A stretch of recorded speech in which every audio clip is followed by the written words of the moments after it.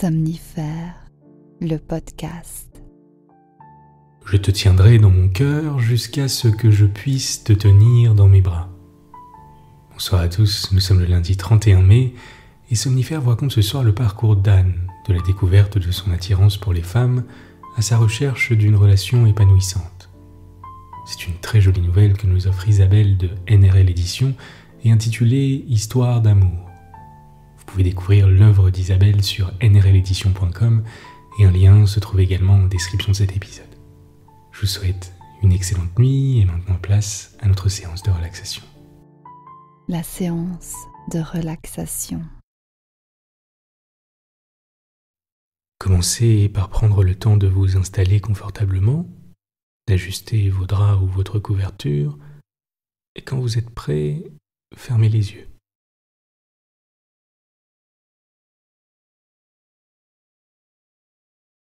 Détendez votre front.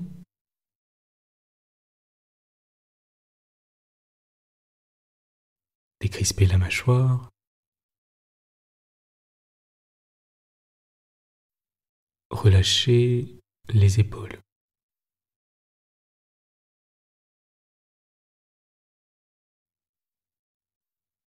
Et à présent, restez un moment sans rien faire, à observer simplement la présence de votre corps sur le matelas.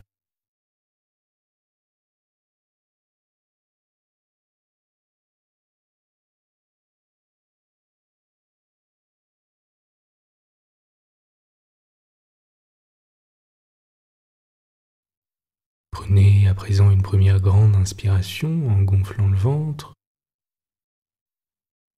Retenez votre respiration quelques secondes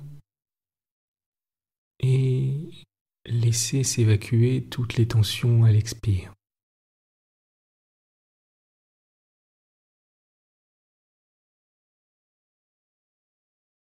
À nouveau, une profonde inspiration en gonflant le ventre. On retient quelques secondes et on relâche toutes les tensions à l'expire.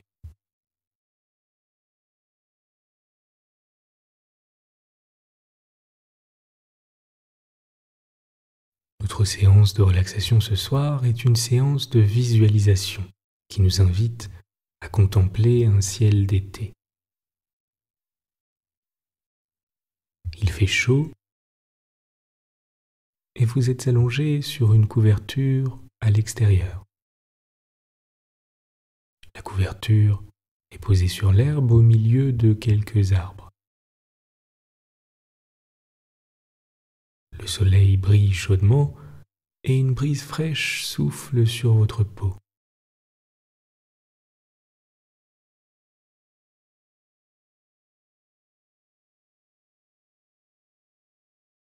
Vous êtes allongé sur le dos et vous observez les nuages dans le ciel. Le ciel est d'un bleu intense et réconfortant.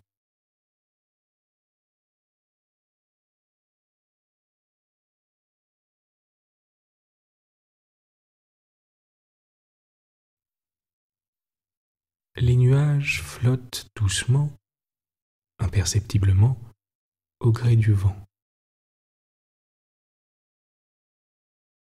Portez votre attention sur la sensation du soleil sur votre peau, sur la douce chaleur qui commence à vous envelopper, et notez comme c'est agréable.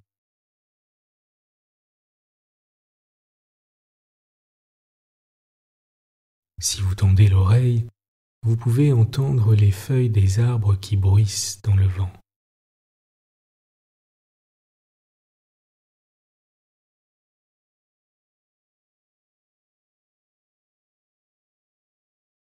Vous observez les nuages passer, dériver lentement.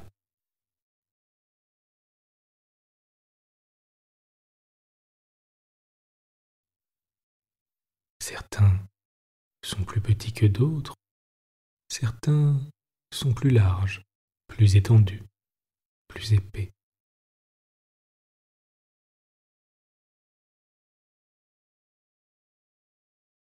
Certains ressemblent simplement à de légers coups de pinceau vaporeux dessinés dans le ciel.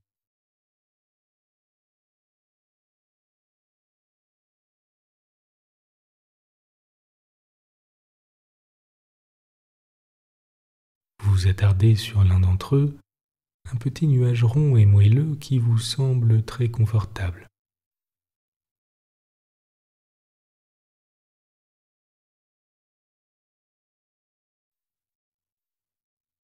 Certains nuages prennent des formes d'objets, l'un d'entre eux prend la forme d'un bateau à voile.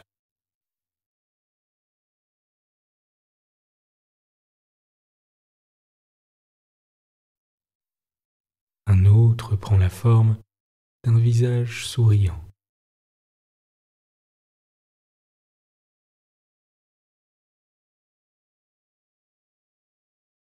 Songez, comme il est rare qu'un nuage prenne la forme d'un nuage.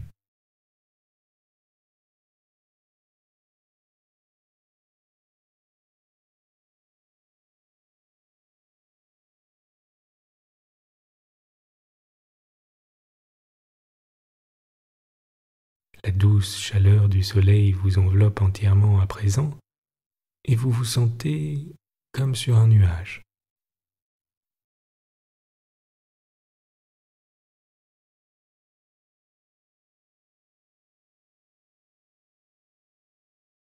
L'herbe au-dessous de vous semble plus molle, comme si elle s'adaptait au contour de votre dos pour vous permettre de vous détendre davantage encore.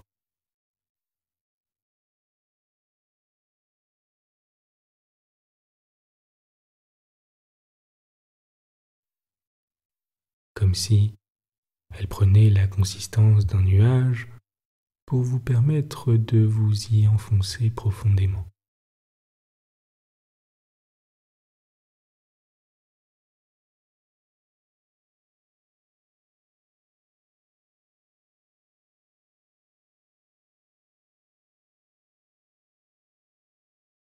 Sentez vos muscles lâcher prise, s'abandonner sur le matelas d'herbe nuageux.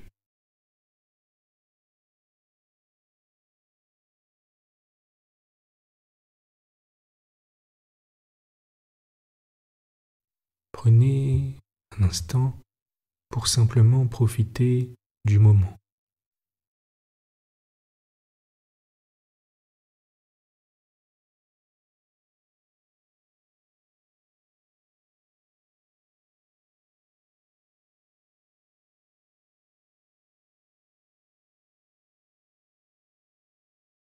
Concentrez votre attention sur votre respiration et sur l'air qui entre et sort de vos narines.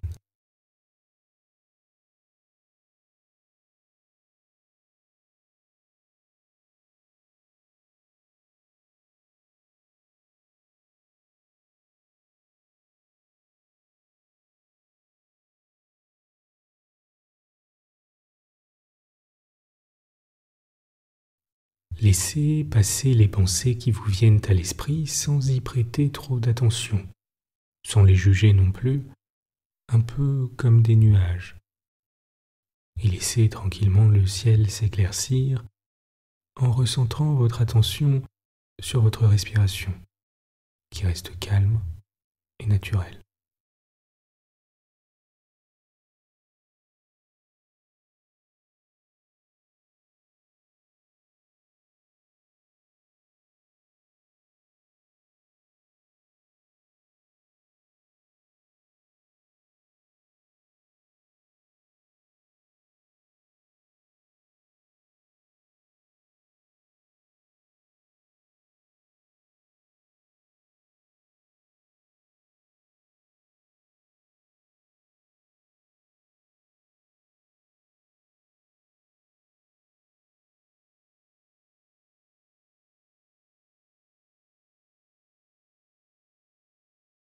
Vous êtes calme et détendu. L'histoire du soir. Isabelle, NRL Édition, Histoire d'amour. après-midi froid et ensoleillé d'hiver. Anne avait envie de profiter de ce dimanche. Elle habitait et travaillait en banlieue. Sa vie était calme et rangée. Elle passait ses distractions à Paris. Avec le train et la carte d'abonnement, c'était facile de s'y rendre. Son plus grand plaisir était ainsi d'errer sans but dans les rues de la capitale. Au gré de son humeur et de ses pensées, elle découvrait un monde qui lui paraissait inaccessible. Anne aimait avant tout observer les gens dans ce qu'ils ont de plus insignifiant. Un détail, une attitude, des paroles, et elle pouvait du reste inventer un scénario. Elle mettait en scène ses rêves, ses désirs, ses peurs et ses angoisses. Tour à tour bourgeoise, SDF, étudiante ou touriste, elle imaginait ce que devait être leur vie. Cela lui permettait, entre autres, d'accepter les contraintes et les frustrations de la sienne, d'en assumer les paradoxes. Elle préférait ainsi oublier que sa famille s'était écartée d'elle lorsqu'elle lui avait révélé que ses choix affectifs ne rimaient pas avec préservatif, contraception ou mariage. Anne avait aussi trouvé un équilibre entre intégration sociale et amour marginalisé. Ses collègues ignoraient tout de ses amours et ses amis de son travail. Elle avait compartimenté et cloisonné ces deux univers. Ainsi, rien ne pouvait les interpénétrer. Elle n'avait jamais démenti les rumeurs de couloir concernant ses nombreuses conquêtes masculines. Sa lâcheté était son bouclier contre l'intolérance. Pour ses amis, sa disponibilité lui évitait de répondre à bien des questions. Sans s'en rendre compte, Anne remontait l'avenue des Champs-Élysées depuis la Concorde. Sur le coup, elle n'avait pas compris pourquoi la foule était si nombreuse en ce dimanche. Très vite, elle se souvint que Botero y exposait ses sculptures. Les formes généreuses et exagérées de ces corps de femmes la replongèrent dans un souvenir ancien. Ce soir-là, le monde n'affluait pas encore sur la piste de danse. Anne, tout en sirotant un coca, ne quittait pas du regard une femme qui épousait parfaitement le rythme de la musique. Il se dégageait d'elle une sensualité énorme, aussi épanouie que les courbes de son corps. À l'arrêt de la musique, la belle inconnue vint s'asseoir à côté d'Anne. Un rien provoquant, elle lui vida son verre sans rien lui demander. Anne fut à la fois irritée et troublée par ce comportement. Et encore plus lorsque la danseuse commanda un coca qu'elle offrit à Anne. « Je m'appelle Patricia. Je pourrais boire la mer et ses poissons lorsque je danse comme cela. Vous venez souvent ici, je ne vous ai jamais vu.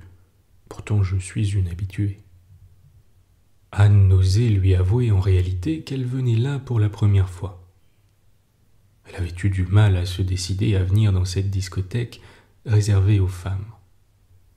Anne était partagée entre sa timidité de surmonter l'inconnu et le désir de rencontrer des femmes qui, comme elle, n'étaient pas seules au monde à aimer des femmes. Le chemin parcouru depuis cette découverte jusqu'au moment de l'accepter et de l'assumer avait été long et sinueux. Elle n'avait même pas réussi à remplir un rayon de sa bibliothèque aux ouvrages consacrés au sujet ou aux histoires d'amour. Et les quelques articles racoleurs l'avaient laissée sur sa faim. Elle avait alors saisi tout le sens du mot « invisibilité ». Anne n'eut même pas le temps de répondre à Patricia qu'une musique assourdissante couvrit le son de sa voix. Patricia prit la main d'Anne et l'entraîna dehors. Sous un porche, elle l'embrassa longuement. Rapidité et manque d'originalité, pensa Anne un peu déçue. Leur aventure dura 3 mois, l'accord des corps fut parfait. Patricia, très experte, avait initié Anne au plaisir. Ce n'étaient pas les décibels qui avaient empêché le dialogue. Elle n'avait tout simplement rien à se dire. Patricia quitta Anne, assoiffée qu'elle était de consommer d'autres corps de femmes et d'autres histoires d'amour. Anne se demanda devant cette statue de chat ce qui avait bien pu pousser les badauds à lui arracher les moustaches. De félin, Jacqueline n'en avait eu que le regard. C'est ce qui avait surpris Anne lorsqu'elle était entrée dans ce bar. Avec Patricia, Anne était devenue familière de ces endroits. Anne détestait le mot ghetto, mais il était révélateur de l'ambiance et des rencontres. Jacqueline n'était pas à proprement parler le type de femme qui lui plaisait. Le style petite secrétaire qui vient s'encanailler pour avoir quelque chose à raconter lundi au bureau l'agaçait. Anne était venue se détendre pour la soirée. Sa journée avait été stressante et elle ne voulait pas rentrer directement chez elle où la solitude l'attendait. C'est Jacqueline qui l'aborda, profitant d'une place qui se libérait au bar pour se rapprocher d'Anne. Sans doute aidée par sa vodka orange, Jacqueline livra sa vie en bloc. Elle avait connu à l'adolescence le grand amour avec une jeune fille de son âge, puis avait rencontré un homme un soir pour avoir un enfant. Enfin, son désir de maternité était comblé, mais sa vie affective et professionnelle était un gouffre et un désastre. Pourtant, elle avait été chanteuse dans un groupe punk et attendait encore son heure de gloire. Pour l'instant, elle était secrétaire dans un ministère. Sur ce dernier point, Anne ne s'était pas tout à fait trompée. Anne souriait, amusée de ce mélange de détresse et d'imagination si fournie. Jacqueline était contente. Personne jusqu'à maintenant ne l'avait écoutée avec autant d'intérêt. Pas même les éditeurs qui lui avaient renvoyé le manuscrit de son roman. Anne n'avait pas cru un mot de son récit, mais curieuse, elle voulait savoir ce qui poussait Jacqueline à agir de la sorte. Aussi, elle ne refusa pas de donner son numéro de téléphone quand Jacqueline le lui demanda. Anne pensait contrôler la situation. Elle saurait faire marche arrière à temps. Jacqueline et Anne se revirent souvent, en tout bien tout honneur, au musée, au cinéma, au théâtre, à la piscine, au restaurant. Tout était prétexte à être ensemble. Jacqueline avait laissé tomber son côté mythomane. Elle avoua à Anne que son grand amour était resté très platonique et non partagé, et qu'Anne était la deuxième femme pour qui elle éprouvait des sentiments. À ce stade de leur amitié, Anne sentit que la situation lui échappait. En effet, un soir sur son répondeur, Jacqueline lui avait laissé un message. « Il y a quelques heures, quand tu es parti, je me suis senti très mal à l'aise parce que j'avais réellement envie de te serrer contre moi, de sentir ta peau contre la mienne, de savourer ta chaleur. Quand je t'ai connu, je ne cherchais rien, ou peut-être un peu d'amitié. Seulement, quand tu parles, quand tu souris, on a vraiment envie de croquer ta bouche, et tes mains me donnent envie que tu les poses sur moi. J'ai envie de te découvrir et de te regarder. Je crois que je commence à tomber amoureuse parce qu'il y a des signes qui ne trompent jamais. Mais je ne veux pas tout précipiter. Je voudrais avoir le luxe de prendre tout mon temps parce que je sais que je n'ai pas beaucoup d'histoires d'amour à vivre. Je meurs de trac à l'idée que ce ne soit pas réciproque. J'ai besoin de temps pour tout quitter et partir avec toi. Je t'embrasse comme tu le désires. » Histoire d'amour. Anne ne sut que faire. Être ferme et n'en rester qu'à l'amitié, ou bien céder à la demande de son ami. Anne n'était pas amoureuse de Jacqueline. Elle avait peur de la blesser, c'est par faiblesse qu'elle accepta. Mais très vite, la vie d'Anne tourna au cauchemar. D'abord, Jacqueline n'avait ni l'expérience, ni la sensualité de Patricia. Ensuite, sous l'emprise de l'alcool, elle reprochait à Anne de l'entraîner dans la marginalité, ou alors de perturber l'équilibre psychologique de sa fille. Jacqueline ne s'assumait pas, préférant accuser l'autre de son échec. Anne préféra rompre. Anne avait remonté les Champs-Élysées jusqu'aux Chevaux de Marly. L'œuvre de Bottero lui avait beaucoup plu. Il était enfin temps de rentrer. Dans le couloir du métro, elle fut bouleversée par un couple de femmes main dans la main. Une scène anodine pour les autres voyageurs, un signe du destin pour elle. Ce fut le déclic. Il y avait ainsi quelque part une femme qui l'attendait. Anne savait qu'en dehors de certains lieux, la probabilité de rencontrer une femme comme elle était aussi bien mince. Pour l'instant, elle n'avait pas eu de chance, mais avait-elle exploré toutes les possibilités qui lui étaient offertes? Anne avait toujours eu peur des petites annonces. Comment faire un choix? Aussi, elle prit son courage à deux mains et ouvrit le dernier numéro de LM. Au bout du compte, une seule retint son attention. Jeune femme, 31 ans, masculine, sincère et tendre, romantique à souhait, cherche jeune femme, 25-40 ans, pour amitié et plus si affinité. À vos stylos. Silence de la part de la claviste. Finalement, pourquoi celle-là et pas une autre? Anne n'avait plus envie de se poser des questions.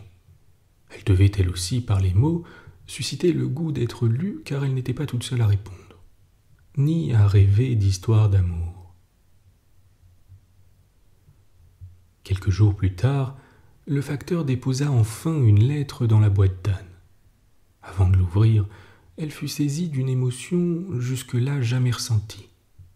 L'adresse était rédigée d'une écriture agréable à lire, régulière, bien espacée, au caractère bien dessiné et ordonné. Ainsi se dégageait à la fois de la douceur et de la solidité, de l'harmonie et de la personnalité. L'imagination et les fantasmes d'Anne se mirent en route.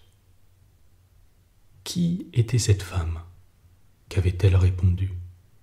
Son cœur s'emballa. Soudain, Anne prit conscience que jusqu'alors, elle n'en était restée qu'à l'enveloppe charnelle. Elle n'avait jamais accédé au contenu. De toutes les lettres que Viviane avait reçues, c'était celle d'Anne qui l'avait le plus touchée. Elle avait apprécié son style sobre et simple, sa sensibilité et sa finesse d'esprit. Anne fut émue aussi de la gentillesse et de la spontanéité de Viviane. Entre elles deux s'était créée une complicité instantanément. Le ton fut très vite à la confidence. Malgré les délais de la poste, elle partageait une intimité de l'esprit inconnue jusqu'alors. Au bout d'un an de correspondance acharnée, Viviane eut envie de rencontrer Anne. Elle était ainsi tombée amoureuse d'Anne sans jamais la voir en photo ni même l'entendre au téléphone. Pour Anne, il en était de même. Cependant, elle craignait de s'être idéalisée. Anne se demandait si l'imagination n'était pas préférable au réel. L'amitié, une valeur plus sûre que l'amour. C'était la panique. C'est Viviane qui trouva tout naturellement la réponse. Peu importe l'aspect physique, puisque ce qui enrichit et nourrit l'amour et le désir se voit avec les yeux du cœur. Le jour et l'heure de la rencontre furent fixés. Il était 16 heures ce samedi 12 juin. Un coup de sonnette bref, Anne ouvrit la porte.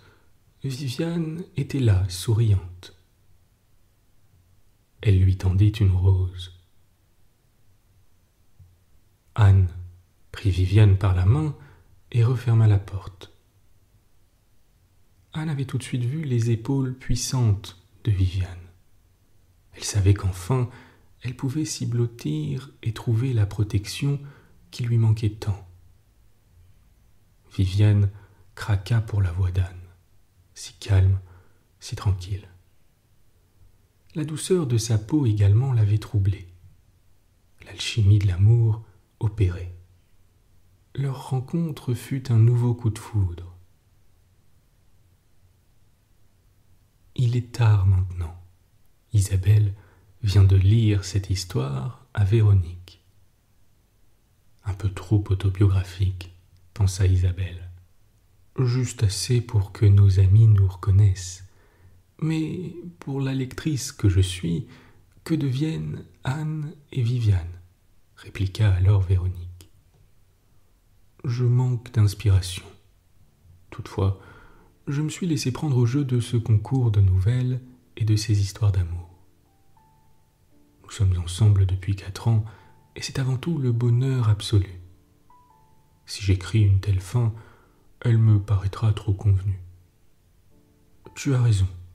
Notre rencontre, comme celle d'Anne et Viviane, est à cet égard atypique. Tu sais comme moi qu'on sourit lorsque nous la racontons. Mais ce qui importe, c'est de nous aimer et de le vivre au quotidien. Et pour une fois que la réalité est plus belle que la fiction, répondit Véronique. Comme toujours, j'admire ton raisonnement, dit Isabelle. C'est aussi pour cela que je t'aime. Demain, je terminerai ce récit, mais pour l'instant, embrasse-moi et serre-moi avant tout dans tes bras. Bonne nuit. Bonne nuit.